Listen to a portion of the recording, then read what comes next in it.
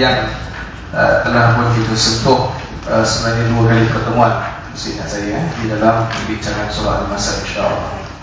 Baik, bismillahirrahmanirrahim. Qala al-mu'allif rahimahullah ta'ala yahmudihi wa hawdihi fiddarin. Baik, sambungan adalah surah Al-Lahab ataupun disebutkan dengan Al-Masad. Ini dalam surah ini dia ada 3 sebutan namanya. Pertama boleh disebut dengan suratul Masad, ataupun boleh disebut dengan surah Al-Lahab, ataupun surah namanya surah Tabbat. Jadi para ulama letakkan ada 3 nama di dalam surah ini, dan semua nama ini diambil daripada nama yang ada di dalam ayat-ayat ini, yaitu suratul Masad dalam surah ini, surah Al-Lahab sama juga dalam ayat ini, dan juga surah Tabbat yaitu di dalam muqaddimah kepada surah ini. Baik, surah ini merupakan surah Makkiyah yang mengandungi 5 ayat. Dan nama surah ini dinamakan dengan surah Al-Masad kerana berdasarkan ayat terakhir yang terdapat di dalam surah ini, yaitu firman Allah yang bermaksud perempuan yang di lehernya ada tali dari sabun. Ayat ini menjelaskan bahawa di leher Ummu Jamil, yaitu istri Abu Lahab, terdapat tali yang melilit daripada Al-Masad ataupun disebutkan dengan sabun. Surah ini dinamakan juga dengan surah Tabbat berdasarkan ayat di awal surah ini, yaitu yang bermaksud celakalah kedua tangan Abu Lahab, dan sesungguhnya dia memang celaka dan rugi. Ayat ini menjelaskan bahawa rugi dan binasalah kedua tangan Abu Lahab. Surah ini dinamakan juga surah Abi Lahab atau surah Al-Lahab, ini yang bermaksud api yang berkobar-kobar. Baik, ini kita baca lagi dulu lah, nanti kita ulang secara rumusan lagi. Baik, kaitkan surah dengan surah sebelumnya. Di sini terdapat semacam penampilan yang bertentangan di antara surah ini dengan surah An-Nasr, yaitu surah sebelumnya Idza yang telah kita bicarakan. Di dalam surah An-Nasr, Allah Subhanahu wa ta'ala menyebut mengenai balasan orang yang patuh kepadanya ialah kemenangan, kejayaan, menakluk dan membuka kota Mekah, serta kemenangan di dunia di samping ganjaran pahala yang lumayan di akhirat. Manakala di dalam surah ini Allah Subhanahu wa ta'ala menyebutkan balasan bagi golongan penderhaka yang mendapat kerugian di dunia dan adab yang pedih di hari akhirat. Ini daripada sudut kaitan. Okey. Nama surah ini kita ambil kepada rumusan-rumusan daripada para ulama tafsir. Antara yang dimasyhurkan dengan surah Tabbat, yaitu celaka kepada kedua tangan, itu bukan merujuk kepada zahir tangannya Abu Lahab, kerana itu sebagai satu kiasan oleh Al-Quran. Apa yang difahamkan dengan tangan kaitannya pada ayat yang kedua, yaitu ma aghna anhu maluhu wa ma kasab. Kerana kita dah tahu Abu Lahab ni dia orang yang ada komplit 3 set yang terbaik. Yaitu pertama, Abu Lahab ni keturunannya memang keturunan yang the best. Yaitu keturunan apa je Abu Lahab ni? Okey, Quraisy secara umumnya dia bahagian apa? Dia daripada Bani apa? Bani siapa? Keturunan Bani Hashim. Dalam Quraisy dia ada 2 keturunan Bani kabilah yang memang tak ada seorang pun ataupun mana-mana daripada kabilah yang boleh fight dengan 2 kabilah. Satu namanya apa? Bani apa tadi? Hashim. Yang kedua Bani tunggu jawapan apa? Bani Hashim dengan Bani keturunan Abu Sufyan, yang bergaduh dengan Bani Hashim masa lahir. Jangan tengok muka saya tak ada jawapan. Bani Umayyah. Jadi 2 ni adalah satu daripada nasabnya Bani Hashim, keturunan yang paling mulia, dan yang kedua adalah Bani Umayyah. Umayyah ni yang datang nasab daripada Abu Sufyan. Ummu Jamil, bininya kepada Abi Lahab ni, datang daripada Bani Umayyah, iaitu dia merupakan saudara mara daripada Abu Sufyan. Maknanya pertama, keturunan Abu Lahab ni super, memang keturunan yang mulia lah. Kalau kita ni mana keturunan yang mulia Melayu? Jawa. Ya. Bugis. Mana keturunan kita yang mulia Melayu ni? Siap bos. Jangan tahu. Tom yang tiga rasa ke apa? Bukan siapa, Tom yang tiga rasa kan? Jadi ada keturunan-keturunan yang mulia lah. Kalau banyak contoh. Kalau di Johor ni masyhurnya kalau sebut Daim, gitu. Maknanya keturunan yang gak. Contoh. Keturunan kita mulia juga, gitulah. Maknanya ini bukan nak puji masjid nama Daim tak tahu. Maknanya kaitannya, contoh kalau di Johor sebut keturunan Daim, dia akan ada satu gah. Itu juga orang Arab Quraisy. Kalau sebut daripada mana? Bani Hashim, dia akan ada satu gah. Kedua pertama. Yang kedua, Abu Lahab ini dia punya kekayaan dia luar biasa. Kekayaan dia itu sampaikan waktu nak mencabar kepada para malaikat. Bila mana orang begitu kepada Abu Lahab, kau janganlah gaduh sangat dengan Muhammad, nanti kau nanti masuk neraka. Kau tahu tak malaikat-malaikat kat neraka ni macam mana punya ganas dia? Maka Abu Lahab kata apa? Berapa banyak malaikat yang akan jaga neraka ni? Berapa banyak malaikat yang jaga neraka? Tanya lah.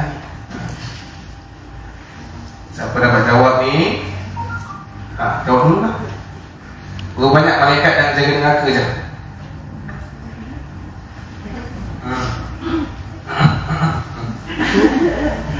Kalau member sebelah tak ada jawapan. Tengok kitab tak ada. Ada 19 malaikat yang jaga neraka. Jadi kata Abu Lahab, berapa banyak malaikat yang jaga neraka ni? 19. Tak apalah, aku boleh bagi harta aku, satu malaikat ni dengan satu gunung Uhud ni aku boleh bagi. Maknanya apa? Kaya sungguh. Abu Lahab ni punya kekayaan sebab itu Allah sebut ma'aghna. Itu pada ayat yang kedua, ini kita akan cerita. Yang ketiga, Abu Lahab ni disebutkan dengan lahab. Kenapa lahab? Lahab ni kiasan wajah, maknanya dikaitkan dengan wajah kepada Abu Lahab. Api yang berkobar-kobar ni maknanya wajahnya Abu Lahab ni kalau kena matahari nampak kemerahan wajah waktu tersebut. Maknanya tampan lah. Saya matahari ke tak kena matahari ke, gini lah muka saya. Dia takkan nampak ada merah ni hambali. Itu namanya syok sikit Jadi nak katanya Abu Lahab ni dia ada tiga benda ni. Kekayaan pada dia, keturunan yang pada dia, dan juga adalah handsome-nya Abu Lahab. Dan dia punya pasangan ni pun antara pasangan yang terbaik. Kira kalau letaklah Abu Lahab dengan Ummu Jamil ni couple of the year lah. Ummu Jamil ni punya cantik, tidak ada daripada Bani Umayyah yang paling cantik melainkan Ummu Jamil. Siapa nama Ummu Jamil? Allah. Nama Ummu Jamil Allah. Nama Abu Lahab Jawa Abdul Uzza. Jadi mana dua pertemuan ni, maknanya Ummu Jamil kaya juga, cantik juga, dan keturunan yang mulia. Tapi apa hujungnya dah? Dua-dua ni Allah membankan dia ke dalam api neraka. Alhamdulillah. Jadi mudah-mudahan kita dengan pasangan kita akan dimasukkan dalam syurga yang Allah Subhanahu wa taala insya-Allah. Baik. Jadi dalam nama surah ini disebutkan dengan kecelakaan kepada kedua tangan. Itu adalah itu tadi berkenaan dengan Abu Lahab. Kemudian disebutkan kecelakaan kepada kedua tangan itu adalah sebagai satu kiasan. Adakah tangan semata? Kerana nanti kita akan tengok penghujungnya Abu Lahab, kematian dia adalah kematian yang disebut dengan apa? Tabbat. Itu apa dia? Makna yang kita akan bicarakan nanti pada perbahasan ayat yang pertama. Baik, kemudian kaitan surah ini, Imam atau Dr. Wahab atau Hali bawakan penafsiran maknanya apa kaitannya nak beritahu orang yang bersungguh-sungguh minta pertolongan dengan Allah, maka Allah akan berikan pertolongan. Maknanya pertolongan itu apa? Yang tanpa kita tahu apa yang Allah tak bagi. Maka berlaku dalam surah An-Nasr, iaitu surah Idza. Surah Al-Masad diturunkan selepas surah Al-Fatah. Inna fatahna laka fathan mubina. Setelah surah Al-Fatah turunnya surah Al-Masad. Susunan surah Al-Masad setelah surahnya An-Nas. Maknanya dua-dua cerita yang para ulama susun dari segi sudut tentang tertib surah dengan penurunan surah, nak bagi tahu je salah langkah kita untuk bela agama Allah dengan ke tempat kita. Apa jalan sekalipun, kita duduk jaga masjid, kita duduk jaga rumah tangga, kita duduk jaga institusi, kita duduk jaga persatuan, semua dengan jalan daripada pertolongan Allah, okey, no problem. Tapi saat mana saat orang itu tersalah langkah di dalam menjaga dalam kehidupan dia, maka penghujungnya adalah nerakanya Allah Subhanahu wa ta'ala. Jadi neraka yang Allah letakkan untuk orang yang memusuhi kepada agamanya Allah Subhanahu wa ta'ala adalah dengan keadaan di dalam api nerakanya Allah Subhanahu wa ta'ala. Itu maknanya tentang kiasan Al-Quran, dia suka bawa, Allah suka bawa kepada hamba-hambanya. Orang yang taat dapat syurga, orang yang ingkar akan dapat neraka Allah Subhanahu wa ta'ala. Baik, kandungan surah ini saya dah tak cerita dah tentang sejarah Abu Lahab dan juga sejarah Ummu Jamil. Ajar dah tahu cerita Abu Lahab, dah tahu semua? Dah tahu lah. Apa yang dia tengok kat tafsir itu? Tapi maknanya secara umumnya kita tahu dah Abu Lahab ni kenapa bermulanya pengkhianatan dia dengan agama. Saya ringkaskan ceritanya. Dalam mana-mana orang yang memusuhi Rasulullah ni, dia ada cabang yang mana dia ni musuh Nabi kepada agama saya. Contohnya siapa? Ada satu orang namanya orang kafir, Utaibah, bukan Utaibah. Allah tak keluar lah. The U, mula dia huruf U, tapi bukan UNIC baik. U adalah U pula. Kafir Quraisy ni, orang Arab Quraisy ni, dia ni tak masuk Islam. Tapi dia tak masuk Islam kerana bukan sebab diri Rasulullah. Maknanya dia benci kepada Rasulullah tu disebabkan agama yang dibawa oleh Rasulullah SAW. Ada orang yang memang dia menentang Rasulullah bukan sebab individu Rasulullah, bukan peribadi, tapi sebab gangguan yang dirasakan oleh Rasulullah bawa daripada agama yang baru bagi mereka, kerana mereka terganggu dengan amalan nenek moyang mereka. Antaranya siapa? Abu Jahal. Abu Jahal ni dia menentang Rasulullah bukan sebab peribadi. Kerana apa? Kata dia, Muhammad ni kalau orang bertanya kepada dia, adakah kau tak meyakini kepada Muhammad? Meyakini, dia tahu dan yakin Rasulullah itu sebagai seorang Rasul. Tapi kata dia, pertama, bayangkan yang jaga kunci Kaabah daripada keturunan Muhammad, yang jaga untuk orang yang pergi haji juga daripada Muhammad, yang mempengerusikan Darun Nadwah juga keturunan Muhammad. Jadi mana datang keturunan yang lain ni? Maka Abu Jahal kata, aku memusuhi Muhammad bukan kerana peribadi dia, tapi kerana Muhammad punya keturunan ni sibuk nak rampas semua tempat yang berada di Mekah pada waktu itu. Jadi penentangan Abu Lahab hanya kerana apa? Keturunan. Tetapi untuk Abu Jahal, Abu Lahab menentang Rasulullah SAW dua-dua. Pribadinya ditentang, agamanya pun ditentang. Sebab itu, kalau nak dilihat tentang bagaimana Abu Lahab ini diberikan azab oleh Allah, kerana dia menentang bukan sekadar jasadnya Rasulullah, tetapi juga menentang kepada agamanya Rasulullah SAW. Baik, okey, selesai.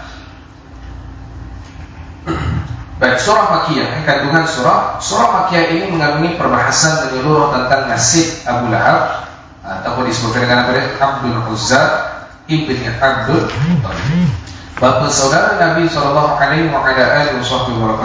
Surah ini juga menyentuh tentang nasib istrinya yang bernama Ummu Jamil Arwa binti Harb bin Umayyah, atau nama keturunan Umayyah itu, yang juga merupakan saudara perempuan Abu Sufyan.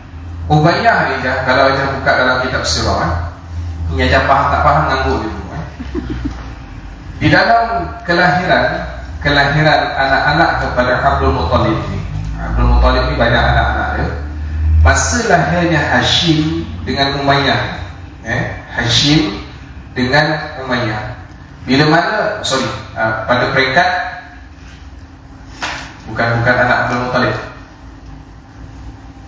Umayyah bin apa ya? Aduh, dia ni nak ulang kaji dalam minit ni kan? Nampak? Ada satu nama tu sama? Allahumma shalli ala Muhammad. Hashim dengan semua pun tak nak tolong kan?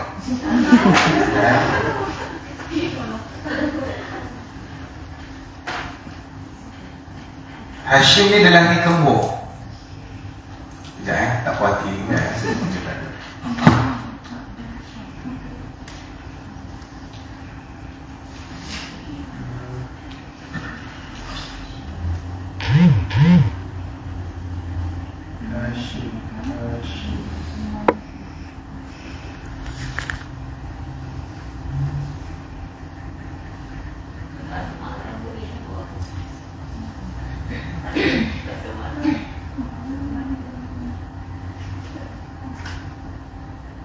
Okey, lupa dah.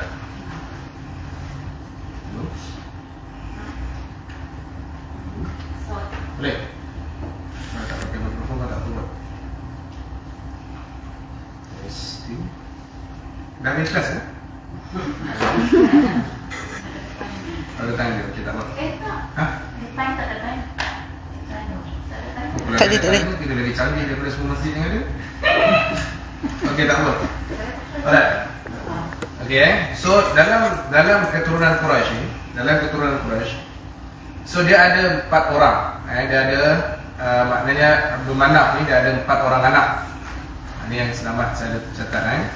So salah satu dia adalah Hashim, keturunan Rasulullah. Kemudian Muttalib, dia ada 4 orang. Abdul Manaf, dia ada 4 orang anak. Pertama Hashim, kan Rasulullah sampai kepada Hashim bin Abdi Manaf kan. Baik, Abdi Manaf ada 4 orang anak. Pertama Hashim, yang kedua namanya Muttalib. Hashim keturunan Rasulullah. Untuk Muttalib keturunan kepada Al-Imam Syafi'i radhiyallahu ta'ala anhu. Kemudian yang ketiga namanya adalah Abdul Syams. Abdul Syams ni keturunan kepada Sayyidina Uthman bin Affan radhiyallahu anhu. Dan yang keempat adalah Naufal, iaitu kepada nasab keturunan Sayyidina Jubair ibni Mut'im. Baik, maka Hashim ni, Hashim saat mana dia lahir, dia kembar, bukan kembar lah, maknanya pada masa dia lahir tu dalam keadaan sama dia punya dahi dia ni. Dahi dia lahir sama sentuh kepada dengan dahinya Naufal, Abdul Syam. Jadi bila mana Hashim dengan Abdul Syam ni nanti dia turun sampailah kepada Umayyah punya keturunan, maka mereka akan saling bermusuhan sampailah zaman akhir, iaitu di zaman Nabi SAW. Mereka akan sentiasa berperang kerana lahirnya pada waktu tersebut dahinya Hashim sambung dengan dahinya Abdul Syams. Bila mana mereka pesahkan berdarah pada dahi itu, maka ada yang mentakwilkan peristiwa ini tadi, maknanya mereka ini akan bermusuhan dengan Hashim semua daripada keturunan lain, terutama kepada Abdul Syam yang datangnya nanti kepada sanadnya Umayyah. Jadi berlakunya permusuhan daripada Bani Hashim khusus kepada peringkatnya Abu Lahab, iaitu datangnya daripada Ummu Jamil yang sama sekali iaitu daripada Umayyah, maka mereka akan sentiasa memusuhi kepada baginda Rasulullah kerana berlaku pada peristiwa keturunan daripada datuk Nabi, moyang Nabi SAW yang lahir pada waktu tersebut dalam keadaan tercantum dahinya, dipisahkan, berdarah. Maka ulama takwil akan berperang sampailah kepada akhir kehidupan baginda Nabi SAW. Jadi maknanya berlakunya permusuhan yang ada kepada Nabi bukanlah semata-mata permusuhan kepada agama, individu tu pun termasuk. Sebab apa? Ummu Jamil ni pun dia join juga untuk memerangi kepada siapa? Baginda Rasulullah sallallahu alaihi wasallam yang merupakan saudara perempuan Abu Sufyan. Ini kalau kita buka kitab Alfiyah Sirah Al-Imam Al-Iraqi, dia ada cerita tentang nasab keturunan Nabi SAW. Inilah kita akan tengok pada pertemuan yang lain. Baik, surah ini memaparkan kemusnahan dan nasib malamnya Abu Lahab yang menjadi musuh Allah dan musuh Rasul SAW di dunia. Abu Lahab dicampakkan ke dalam neraka Jahannam sebagai balasan kerana sentiasa menyakiti dan memusuhi Nabi SAW. Beliau sentiasa menghalang manusia daripada beriman kepada Allah Subhanahu wa taala dan Rasulnya. Begitu juga isterinya yang bersekongkol dengannya turut mendapat azab pedih daripada Allah Subhanahu wa taala. Beliau menjadi pembantu setia kepada suaminya di dalam mengekalkan kekufuran dan permusuhan terhadap Islam. Sebab itu isteri, dan kata para ulama, isteri adalah satu cerminan macam mana agamanya seorang suami. Isteri cerminan untuk menzahirkan agamanya seorang suami. Jadi penting ke tak penting isteri je? Penting lah. Aku seorang lelaki je, Allah semua perempuan bekat lah sendiri. Nak kata je, dalam agama isteri dia akan main peranan penting. Abu Lahab ni, satu cerita yang lain, siapa menjadi penasihat supaya anak dia bercerai daripada anaknya Rasulullah adalah isteri Ummu Jamil. Anaknya Abu Lahab ada seorang namanya Utaibah. Utaibah ni kahwin dengan siapa? Sayyidina Zainab. Rasulullah SAW kahwinkan dengan anaknya Rasulullah sebab pada awal waktu Nabi dapat anak, Abu Lahab kata apa? Supaya tak terputus nasab kepada keturunan Quraisy Bani Hashim, nanti kita nikahkan supaya adanya nasab dia daripada Bani Hashim. Maka bila mana Utaibah kahwin dengan Sayyidatina Zainab yang tak ada apa-apa masalah, maka Ummu Jamil kata apa? Muhammad ni, dan Ummu Jamil ni kaya. Kaya dia macam mana? Dia ada satu, kalau dia berjalan dia akan keluarkan satu emas, kalau apa, rantai yang, kalau dulu apa orang cakap, emas yang besar tu, yang bulat tu, emas apa dia? Kalung yang besar tu kan, yang biasa, yang kecil-kecil tu tak main lah. Ummu Jamil lah. Dia kalau keluar dia akan berganti di punya kalung emas tu. Dia akan memang ditayangkan emas tu, memang besar. Maka setiap kali dia keluar dia akan keluarkan emas yang baru. Apa kata dia? Ni emas aku ni, mana-mana emas yang aku ada aku akan keluarkan dan aku jual, dan pastinya aku akan buat adalah untuk memerangi Muhammad dan agama. Itu. Nak kata dia memang perangai Ummu Jamil ni bengong sampai ke mati. Memang tak ada rasa kesedaran, tak ada rasa nak sayang, dia akan terus untuk dapatkan bahawa permusuhan tu kekal berlaku. Maka sampai satu tahap dia tengok anak dia ni bahagia dengan Sayyidatina Zainab. Okey, Sayyidatina Zainab bahagia. Maka dia beri cadangan kepada Abu Lahab. Kata dia, bang, ini saya buat elok sendiri jangan dicatat pula. Kata dia, bang, kita tengok anak kita ni, jangan dibiarkan lama-lama, nanti anak kita ni akan ingkar dengan dia. Jadi nak buat macam mana? Maka dia pesan kepada Abu Lahab. Kata dia, pastikan anak kita ni cerai dengan pada Zainab gitu. Okey, maka akhirnya dibuatlah perbincangan suami isteri. Maka Abu Lahab panggil anak dia, kata Abu Lahab apa dia? Ni, bah itu lah Utaibah kan? Bah, kau ni anak bapak kan? Kalau kau betul anak bapak, pastikan hari ni kau pergi dekat depan Muhammad, pak mertua kau pergi dekat dia, kau ludah dekat dia, dan kemudian kau ceraikan Zainab di halayak ramai pada waktu tersebut, dan kau buruk-burukkanlah Zainab tu apa yang sesuai pada waktu tersebut. Nampak? Berpunca daripada siapa dah? Ummu Jamil. Nama tak sesuai sungguh nama dia.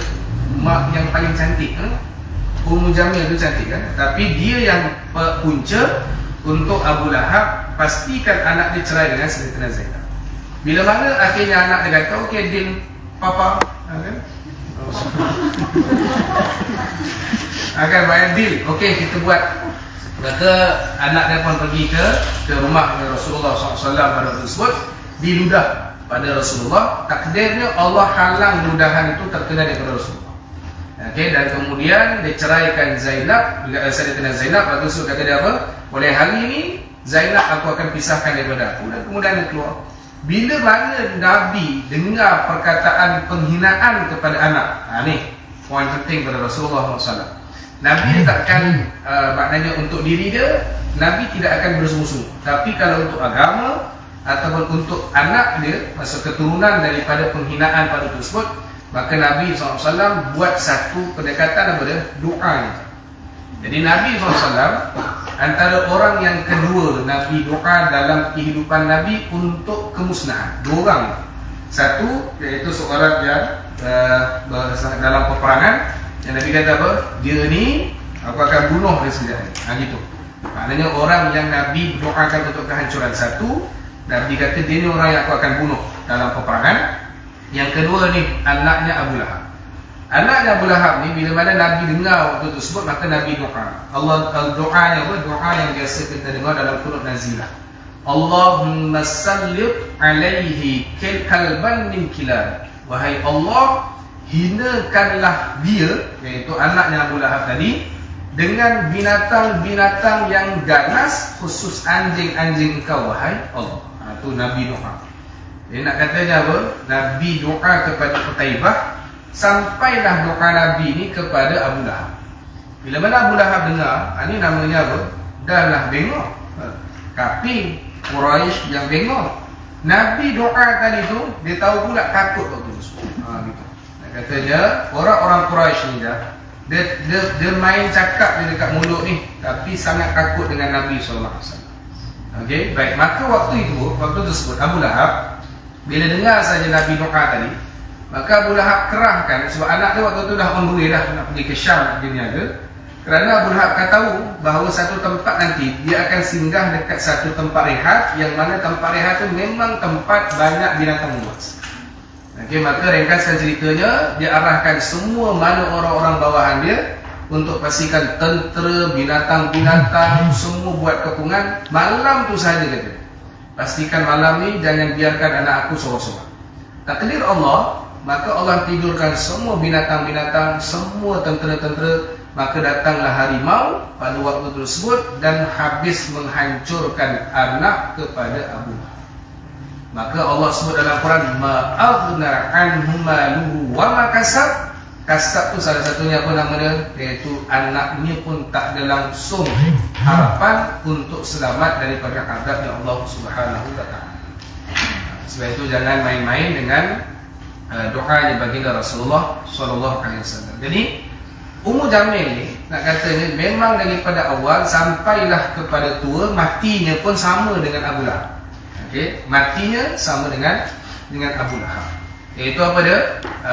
Untuk mendapatkan azab pedih, dan beliau menjadi pembantu setia kepada suaminya, dan kemudian nanti di hari kiamat dia akan turut menjadi pembantu menambahkan azab yang pedih terhadap suaminya di dalam neraka jahanam.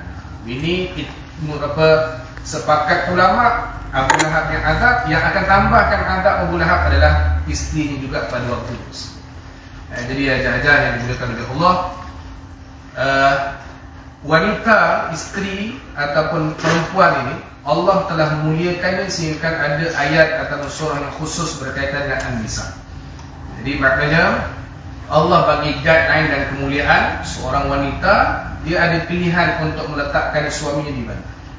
Di syurga Allah. Bukanlah lepas ni ajar kata nak syurga tu neraka bang. Kan? Bukan keluar pula macam tu. Lelaki tu ganjat, kenapa ni? Biar tafsir tadi. Jangan ingkar. Kan? Maksudnya dia adalah corak utama dalam keluarga. Nak membentuk suaminya sebagai orang yang akan ke arah syurga ataupun suaminya ke arah neraka yang na'udzubillah min dzalik. Coraknya siapa? Tanggungjawab kepada isteri. Sebab tu dalam Al-Quran Allah sebut dalam surah Semut, Allah kata apa? Semut betina dia suruh semua tentera-tentera dia untuk masuk ke dalam tempat persembunyian, kan? Tempat rumah dia. Katanya nanti Sulaiman akan datang, akan pijak engkau tanpa engkau ketahui. Maka ulama tafsir, kalau ada buka dalam tafsir Imam Fakhruddin Ar-Razi, kata dia apa? Kenapa Allah sebut tentang semut betina yang bercakap? Kerana Allah jadikan fitrah wanita, dia akan ada satu pemikiran yang jauh ke depan yang perlu dikongsikan dengan keluarga, yang nanti yang memutuskannya adalah seorang suami. Wanita Ini hari wanita sebenarnya saya tak tahulah nak cerita dia. Nak kata ni wanita Allah bagi kemuliaan, sampaikan semut betina itu Allah rakamkan dalam Al-Quran menunjukkan fitrah kepada wanita. Seorang isteri dia ada satu pemikiran jauh. Kalau zaman sekarang kita sebut apa dengan apa? Apa? Take five. Apa? Advance, bukan. Dia apa? Allah. Apa nama dia? Tak keluar semua dia. Six sense apa? Six sense. Dia rasa yang keenam tu kan? Gitu. Macam aku pula yang perempuan ni kan? Jadi maknanya dia akan ada rasa. Lagi-lagi kalau nama seorang ibu. Lagi-lagi nama seorang ibu dia akan ada rasa. Mana hal rasa dia tumpu kepada hubungannya dengan Allah. Jadi maknanya seorang wanita dia yang mencorakkan kepada pemikiran bayangan dia. Maknanya dia punya pemikiran dia. Dan memang seorang wanita Allah jadikan fitrah dia selalu berfikir. Siapa yang berfikir untuk rumah tangga Sayyidina Ali? Sayyidina Fatimah. Yang menyuruh Sayyidina Ali pergi beli barang, yang menyuruh Sayyidina Ali sekian-sekian adalah Sayyidina Fatimah. Dalam waktu yang sama yang memutuskan apa yang kena difikirkan adalah Sayyidina Ali dan Abu Bakar. Sayyidina Umar Al-Khattab radhiyallahu anhu meletakkan isinya untuk orang yang bercakap, berfikir sekian, tapi pemutusnya adalah Sayyidina Umar Al-Khattab radhiyallahu anhu. Jadi nak katanya apa je? Allah muliakan seorang wanita, dia dan halakan di mana kedudukan keluarganya dan di mana dihalakan kepada seorang suami. Contoh. Waktu subuh kan, azan, bila azan dia dengar, cuba try kan, tarik selimut suami itu, tarik, suruh tepuk siap, tidur terus. InsyaAllah dia tidur ke bangun? Bangun sebab ganjalan pelik, tak pernah bila dia buat tidur kan.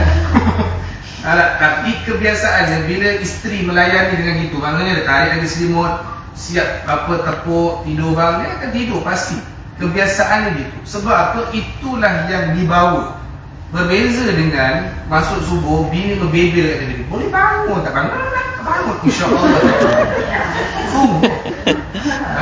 Dia bangun bukan sebab rasa dia memang ngantuk waktu tu, tapi dia bangun sebab lebih baik masuk bilik air berbanding dengar daripada bini dia.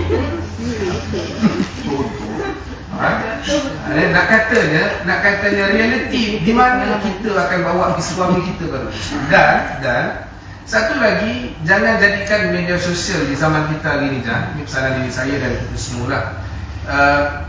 Jangan suka untuk cerita kelemahan suami kita di khalayak, kerana suami kita punya kelemahan kita seorang je. Mana isteri saja, anak-anak takkan tahu sebenarnya.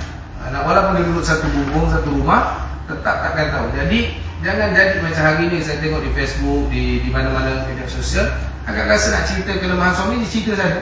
Dan akhirnya orang akan bahan suami dia sekian-sekian. Dia seronok pula ramai menyokong pandangan dia pada waktu tersebut. Ini akan menunjukkan apa? Dia akan menjahanamkan, menghinakan, akan merosakkan rumah tangga dia pada masa akan datang pada waktu tersebut. Jadi kalau yang rasa macam ada masalah, simpan dia elok. Yang rasa macam sweet-sweet suara tu simpan dia. Sekadar nak share untuk family, it's okay, no problem. Tapi tak payahlah dekat dalam, maknanya nak cerita macam alhamdulillah semalam dapat dah peluk suami, tak payah. Sungguh. Tapi kalau ialah ajah ni ke arah bukan budak cyber kan. Tapi kalau anak-anak yang baru kahwin muda-muda sekarang ni, Allah, rasa geli-geleman aku dah cakap. Macam dia seorang dia dah baru kahwin, tak? Macam dia seorang dia ada suami dekat dunia ni. Tak apalah dia nak tunjuk lebih apa dan taklah. Tapi tak payah cerita sampai dalaman keluarga tu pun akan dicerita. Ini adalah akan menjadi masalah kepada umat pada masa akan datang. Baiklah, pesan pada anak-anak kita lah, khusus pada anak perempuan yang mana Nabi beri jaminan Nabi beri jaminan ni. Bila mana datang seorang sahabat kata dia, Rasulullah, aku ni tak ada anak lelaki kata dia. Maka Rasulullah, berapa anak lelaki perempuan dah? Kata dia, aku ni ada 3 orang anak perempuan. Rasulullah, 2 orang. Kata Rasulullah, 2 orang ni lah, kalau kau jaga dengan baik apa semua sekian-sekian, maka engkau akan dapat keselamatan pada hari kiamat. Maka datang seorang sahabat, ya Rasulullah, aku 3 orang. Rasulullah, ya 3 orang dapat. Datang seorang lagi, ya Rasulullah, aku seorang ni perempuan. Maka kata Rasulullah apa? Yang seorang, yang 2, yang 3 semua akan dapat nikmat kerana menjaga anak perempuan diberikan oleh Allah Subhanahu wa taala. Istimewanya ada anak perempuan yang diberikan oleh Allah Subhanahu wa taala. Ini kan? Jadi nak katanya perempuan akan menjadi jalan untuk mendapatkan jalan yang terbaik di sisi Allah Subhanahu wa taala. Kita nak cerita kegembiraan itu sangat-sangat baik dengan niat apa? Wa amma bi ni'mati rabbika fahaddits. Kan Allah sebut adapun nikmat yang Allah berikan maka fahaddits, sebar-sebarkan, cerita-ceritakan. Cerita tu atas niat kita lah. Jangan kita cerita untuk rasa kebanggaan kita semata-mata, tak. Sekadar sharing untuk berkongsi, untuk merasai kenikmatan apa yang telah diberi, is okay. Contoh anak ajar SPM dapat semalam, kongsi dalam Facebook, okey. Ajar suami belanja dekat KFC 10 tahun tak pernah makan KFC. Ada contoh 10 tahun tak pernah. Memang waktu tu nampak wow, kagum gila kan. Memang tak pernah nampak KFC kan. Nampak muka orang tua je, tiba-tiba dapat makan ayam. Ajar buat video, it's okay. Ayam tu tak ada masalah. Ajar pergi mana? Pergi jalan-jalan, tak pernah pergi Kemudian Highland kan, petik strawberry. Orang dah rasa boring makan strawberry. Dia baru jumpa strawberry tu, dia punya petik tu seminggu suami tunggu bila nak turun kan. Katanya punya lama seronok nampak strawberry. Dia nak cerita itu, it's okay. Yang tu tak ada masalah. Cuma jangan cerita masalah dan dalaman masalah-masalah dalam kekeluargaan. Jadi maknanya untuk yang tu cerita lah, tak ada masalah. Facebook apa semua tu nak cerita tak ada masalah. Makan apa tu tak ada masalah. Hari ni kita nak, tak ada masalah. Jangan pula member cakap Astagfirullahaladzim, simpan air keluarga tak ada. Makan tu dia nak keaiban ke tak? Makan tu nikmat. Lebih nikmat dijemput kepada kawan-kawan yang komen pada post. Baik. Okey, jadi itu adalah tentang nilai bila mana seorang wanita tidak menggunakan semaksimum mungkin kehidupan dia yang telah dikurniakan oleh Allah Subhanahu wa taala. Sebagai penutup, kita tak masuk sebab sebelum surah. Oleh sebab dia punya ilham yang sampai cerita pasal wanita, seorang isteri Rasulullah namanya Sayyidatina Khadijah radhiyallahu anha. Ya, Sayyidatina Khadijah dalam bab cerita dia mimpi bulan jatuh ke riba, itu cerita lain. Okay. Tetapi bila mana dia ni nak berkahwin dengan Rasulullah SAW, bila mana saya ringkaskan ceritanya, Maisarah dihantar wakil oleh Sayyidatina Khadijah. Kemudian Maisarah ceritalah ada tanda-tanda yang memang Nabi ni special. Salah satunya tentang jujur dalam niaga. Sayyidatina Khadijah nak dengar lagi cerita. Maisarah cerita lagi. Ni ada jumpa rahib yang kata ni tanda dia ni seorang Nabi. Kata Khadijah radhiyallahu anha, cerita lagi. Dia pun cerita lagi, ada awan sentiasa memayungi kepada Rasulullah SAW. Maka kata Sayyidatina Khadijah apa? Maka hari ini aku rasa nak masuk Minang lah Rasulullah. Maka deal dengan Abu Talib tersebut, akhirnya berlakunya perkahwinan. Para ulama kata apa? Berlakunya perkahwinan Sayyidatina Khadijah pertama yang dipegang oleh Sayyidatina Khadijah apa? Dia tahu bahawa yang suami dia akan jadi Rasul, tapi dia tak pernah rasa bangga untuk dapatkan suami dia seorang Rasul. Tapi apa yang dia dapatkan? Katanya apa? Dia bersedia untuk menghadapi segala ancaman suaminya sebagai seorang Rasul. Jadi para ulama kata Sayyidatina Khadijah dapatkan kemuliaan yang sangat tinggi di sisi Allah Subhanahu wa taala, sampaikan antara manusia yang Allah sampaikan salam langsung kepada dia, iaitu radhiyallahu anha ummul mukminin. Waktu tersebut kerana pertama perkahwinan yang dibina, dia sanggup untuk terima apa jua musibah, kekusutan, segala bentuk apa jua ancaman, kerana dia tahu Nabi dia suami dia seorang Nabi dan akan menghadapi benda tersebut. Jadi muhasabah kita ni, cerita ni saya ambil daripada guru mulia kami Fadlatul Haq Haji Mudin aja. Kata beliau, jadi kita hari ni wakilah dia dah lama kahwin, cuba pusingkan balik niat kita ataupun tajdid niat kita, perbaharui niat kita. Yang kita kahwin dengan suami kita ni sebab apa? Hartanya nanti dulu. Maknanya kalau dah ada niat itu, yang sebelum ni okey, hold, jangan teruskan lagi. Adakah kahwin dengan sebab keturunan dia? Oh, dah ada dah, memang ada niat, okey, hold dulu. Adakah sebab dengan handsome dia? Okey, memang handsome waktu tu lah, maksud itu hold dulu. Kemudian apa lagi? Tentang agamanya. Okey, agama keseluruhan semua. Tapi kata guru kami Fadlatul Haq Haji Mudin, semua tadi dibawa jalan, semua tadi hold semua. Pertama dulu kita balikkan niat apa dia? Kita kahwin, kita kena duduk sama-sama susah dengan suami. Itu yang diletakkan apa dia? Yang pertama.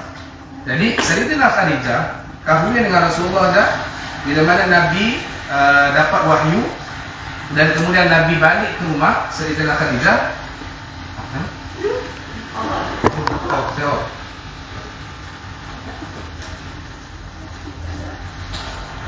Okey. Tak apa.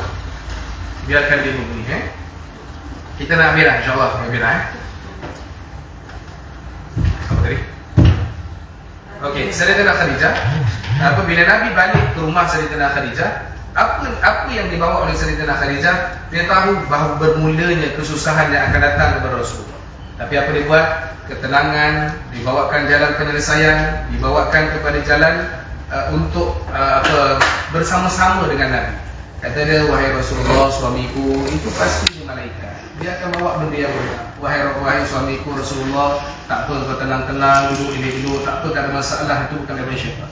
Maknanya kenapa berlaku perkara tersebut? Kerana dia telah tahu hakikat bahawa dia akan berkahwin dengan seorang lelaki yang akan mempunyai segala masalah dan ancaman daripada kalangan kaum Quraisy pada waktu itu. Boleh faham tak apa yang saya sampaikan? Maknanya suami kita contoh. Suami kita bekerja sebagai seorang doktor contoh, maka dia akan sibuk untuk dapatkan keselamatan kepada pesakit. Maka kita kena masuk dan bersedia saat kita kahwin waktu tersebut adalah dengan kesusahan masa untuk suami kita, kesusahan daripada pemikiran suami kita. Di situ akan dapatnya apa? Jalan nikmat kekeluargaan. Maka kalau contoh suami kita seorang tentera, kita kahwin dah tahu dah memang tentera, jadi berkahwin, kenapa abang jadi tentera? Jadah. Dia dah tahu dah suami dia tentera, dia dah tahu dah suami dia cikgu. Inilah mau cuti, tak ada lagu. Itu yang bengkak aku juga. Tiba-tiba baru tahu yang suami dia doktor. Tiba-tiba yang baru tahu suami dia adalah tentera, keluar dekat Facebook, cuti semakin menceburui saya tidak pernah dapat bercuti. Dulu betul. Boleh faham tak? Jadi dia akan masuk. Jadilah macam Sayyidatina Khadijah. Dia masuk untuk perkahwinan, dia tahu dah apa yang akan dihadapi oleh Rasul. Jadi kita kahwin dengan seorang suami, dah tahu apa dia berlaku, kesibukan dia, apa juga. Maknanya inilah yang akan dapat apa? Cerminan dan jalan nikmat dalam kekeluargaan. Boleh saya harap faham lah apa yang saya nak cerita ni. Takut tinggi sangat demikiankan nanti tak sampai pula. Tapi begitulah jalan kehidupan dalam kepada saya cukup yakin dan pasti ajar-ajar depan saya ni orang yang sangat menjaga keluarganya, sayang dengan keluarganya, bahagia dengan keluarganya. Dan mudah-mudahan semua yang Allah berikan ujian kepada kita dalam keluarga, Allah akan hilangkan dan Allah gantikan dengan nikmat selepas daripada itu, insya-Allah. Mudah-mudahan Allah pelihara iman kita, pelihara ilmu kita, pelihara keluarga kita, dan mudah-mudahan kita menjadi seorang ibu, seorang isteri dan seorang wanita yang akan dapat membela, menjaga dan juga mengatur keluarganya dengan jalan yang terbaik di sisi Allah Subhanahu wa ta'ala. Amin Allahumma. Jadi insya-Allah pertemuan akan datang kita akan masuk pada sebab turun surah. Macam itulah ayat pertama tak masuk dalamnya. Baik, okey. Itu sahaja pertemuan kita pada pagi ini. Mohon maaf sangat sebab kelewatan tadi, dan terima kasih kerana sudi duduk untuk menunggu dalam kelas kita pada pagi ini. Ada soalan ke? Terima kasih, tak ada soalan, insya-Allah. Insya-Allah. Okey.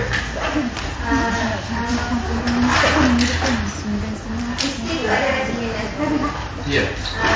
Ada contohnya Ibrahim dan isteri dia. Isteri Nabi Ibrahim tak ikut. Isteri Nabi Nuh, tak ikut yang dapat. Cuba tak jelaskan. Okey. Itu nanti kita akan masuk tu dalam kalimah zaujun dan kalimah imra'ah. Okey, dia isteri kepada cerminan kepada suami tadi adalah bagaimana nak meletakkan kepada jalan keluarga. Seorang nabi dijadikan sebagai contoh kehidupan keluarga yang perfect. Okey, nanti sebab satu masa akan datang dia akan diuji dengan wanita-wanita.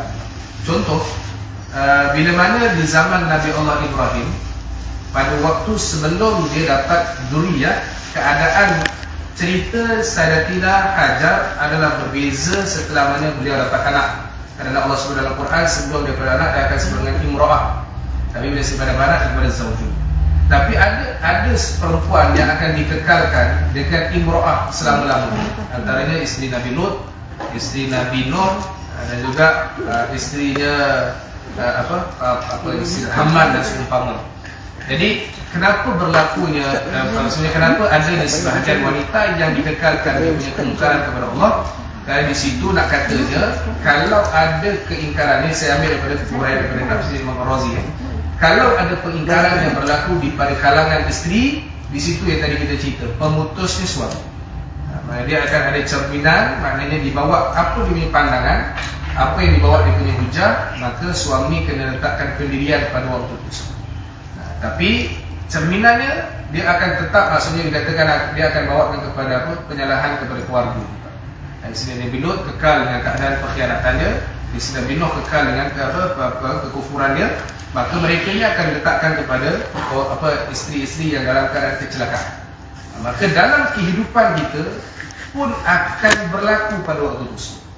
Suami akan diuji dengan wanita tersebut, dan wanita pun akan diuji dengan sifat tersebut. Jadi kita nak halakan ke mana pada waktu tersebut.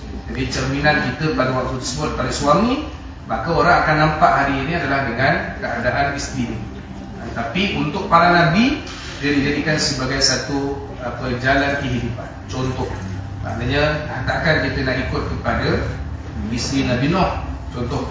Kerana nanti akhirnya ditinggalkan dan pasti tak akan dapat jalan keselamatan. So begitu juga dalam kehidupan kita lah. So para nabi dijadikan sebagai contoh. Ataupun ilmu, kita nak ambil yang mana lah pada waktu. Boleh tak? Ada? Tak ada lah. Jangan cerita tentang isteri lagi, takut gabung. InsyaAllah kita jumpa pada Ustaz tidak kata untuk yang akan datang, apa ni nak boleh 9.30 ke pukul 9? Pukul 9. Pukul 9. Sebab saya pukul 9 ada kelas lain. 9 Pukul 9. Hari ini je. Terlupa. Tak ampun. Tak boleh maaf. Minta maaf. Okey, insyaAllah kita jumpa pada minggu hadapan dengan Allah SWT. Mohon maaf segala silap, kekurangan, kata terkasar bahasa dan segala apa jua yang datang kesilapan kepada saya.